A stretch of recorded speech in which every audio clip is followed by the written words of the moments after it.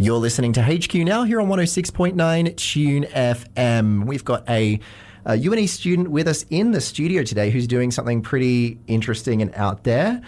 Savannah White is in the studio with us, who is not only a UNE student, but is also going to be competing overseas at a very high level in futsal. How are you today, Savannah? I'm good, thank you. Thank you for having me. No problem at all. So I'll start off. Can you tell us a little bit about what you're studying here at UNE? Yeah, so at UNE, I'm currently doing a Bachelor's of Environmental Science.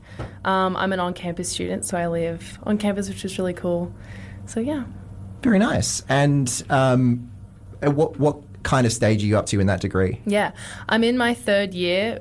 With playing quite a bit of sport, I've had to do some parts full-time, some parts part-time. So I'm in my third year and I have about 4 units left. So I'm almost at the end. Getting there, very, very close. That was actually one of the questions I was going to ask was, what's it like balancing sport at an elite kind of level with a degree? Because I think I barely got through my degree with nothing else to juggle, let alone... I mean, competing at such a high level. Yeah, it's definitely tough. It's good with the uni if they recognise you as an elite athlete. They can support you with like an SAP, which allows you to get time off where you need it, especially if you're travelling far distances for sport or travelling overseas. So that really helped me to be able to separate my time where I could dedicate some time to sport and then other times to my academia as well.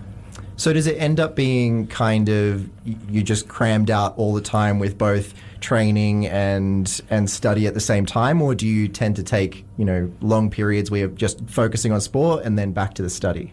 There was definitely times where I was prioritising sport a little bit too much over academia, but yeah, I would definitely just try and dedicate some of my day to going to the gym and kicking a ball around, and then some of my day sitting in the library really trying to study as much as I can before I had training or something else on in the evening. So busy, very busy. Not an ounce of free time. So you're competing in Brazil yes. coming up very soon. Can you tell us a little bit about that? Yeah, so I'm travelling with an Australian under-21s team to Brazil in November. We're playing in Rio de Janeiro and another long name that I cannot pronounce, but I will definitely be able to pronounce that hopefully soon. So yeah, we're travelling over there, doing a small training camp and then playing in 2 tournaments, which will be really cool. Such an awesome opportunity. So yeah. Yeah, that's an awesome opportunity. I'm a big football fan, and I know that futsal has not really had a very long history here in Australia. No. I think it's especially the women's team only just got going, didn't they? And this year was the first year that we've ever had an Australian women's futsal team. And I think we've had a men's one for about 20 years. But yeah, futsal has not been recognised as much of a competitive sport in Australia. Mostly due to it being a sport that people play in the off-season of soccer. Yeah. So it's more of a thing to keep you fit. And so a lot of people didn't really see it as much of a competitive sport that you can actually play at a high level. So well, thank goodness you can now, and you've got opportunities like this. So how did you first get into futsal specifically? Yeah, that's a great question, actually. I ended up breaking my leg in 2 pre-seasons in a row when I was playing soccer back at home. And by the time my leg had healed, it was the off-season of soccer and futsal had started. And so I started playing soccer just to get my fitness back up again. Futsal. To get my fitness back up again in the off-season. And I was playing local, just casual futsal with friends and was really enjoying it. I loved the fast-paced sort of style of game and how much skill it requires because it's such a small pitch compared to soccer.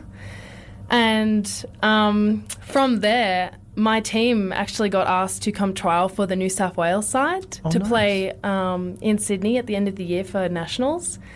And then, from playing on the New South Wales side for 2 years, I actually just got selected for an Australian team to travel overseas. And I think I did my first tournament overseas in New Zealand. That's incredible. That's amazing to hear. So when you go on a tour overseas, what's coming up in Brazil, what does that typically look like for you in terms of how much you're training and playing and all that sort of stuff? Luckily I have the soccer season throughout most of the year to keep me fit and keeping lots of touches on the ball to sort of, stay prepared. But definitely in the build-up, it's a lot of strength and conditioning in the gym and just trying to get a touch on the ball as much as possible, because a lot of my team is from across Australia. Yeah. So it's really hard to get all the girls together to be able to play and train before we travel overseas. So we normally catch up about 3 times before we go overseas. And we often catch up in like Canberra, Sydney, or like Brisbane, where somewhere where everyone can meet up, and then we're able to play from there. Maybe like 2-3 times before we travel overseas together. So That's good. That's good. not a lot of training beforehand until we get there, really. Yeah, high pressure. It's a quick turnaround.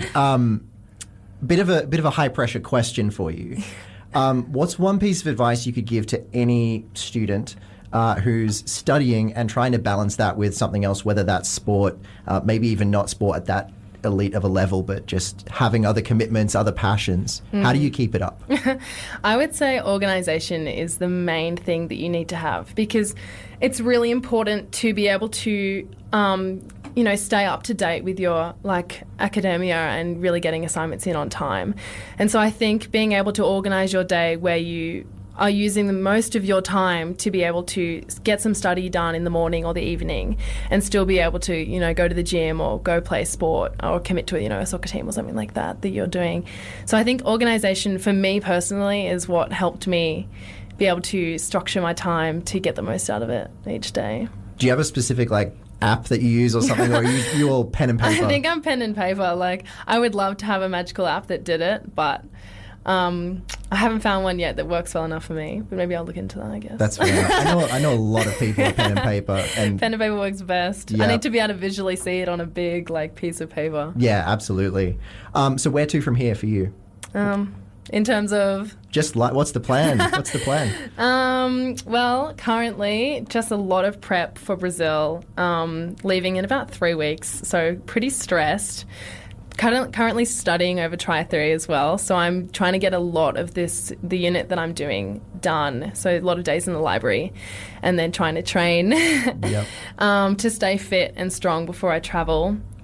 So yeah, just a lot of organisation. And then from Brazil, I'll be back at Nationals in Sydney with my New South Wales side, and then from there I guess I'll be hopefully starting to get close to finishing uni and getting a big kid job. Yeah.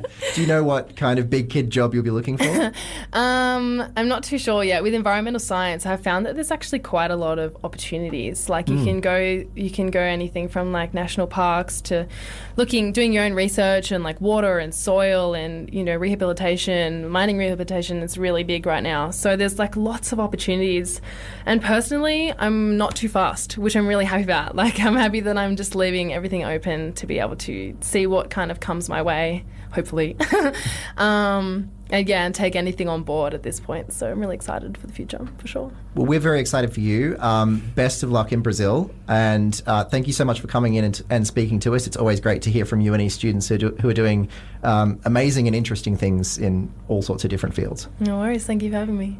You're listening to 106.9 TuneFM. We're going to go back to the music. We'll see you soon.